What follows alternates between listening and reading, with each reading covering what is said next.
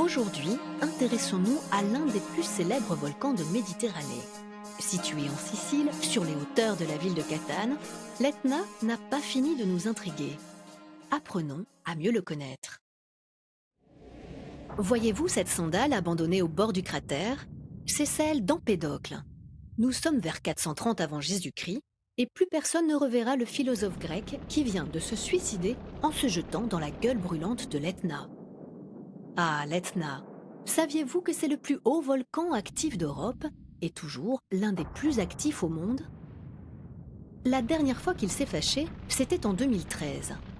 Alors, avec ses 3330 mètres et le microclimat qu'il engendre sur ses pentes fertiles, ce turbulent géant a toujours suscité bien des légendes. Encélade, un géant justement, qui aurait déserté le champ de bataille et qu'Athéna aurait alors enseveli sous l'île, en expliquerait l'origine. À moins que ces éruptions ne trahissent la présence de Typhon, retenu prisonnier par Zeus sous la montagne. Mais d'une chose au moins, Grecs et Romains sont convaincus. C'est ici que se situent les forges des dieux.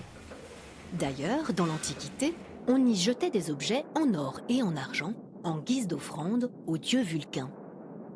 Mais si le cadeau ne plaisait pas aux forgerons, le volcan le recrachait et le donateur était précipité dans la fournaise. En 251, dans la ville de Catane, au pied de l'Etna, la belle Agathe refusa avec détermination les avances du proconsul de Sicile, qui fit alors martyriser la jeune chrétienne. Sa mort fut accompagnée d'un terrible tremblement de terre, et 1 an plus tard, le volcan entra en éruption, menaçant de tout détruire dans sa fureur. Les habitants s'emparèrent alors du voile qui recouvrait la sépulture de la sainte et le placèrent devant la lave qui s'arrêta aussitôt, épargnant ainsi la ville. Voilà pourquoi, depuis ce miracle, Sainte Agathe, devenue patronne de la ville de Catane, est invoquée pour se protéger des tremblements de terre et des éruptions volcaniques provoquées par l'Etna.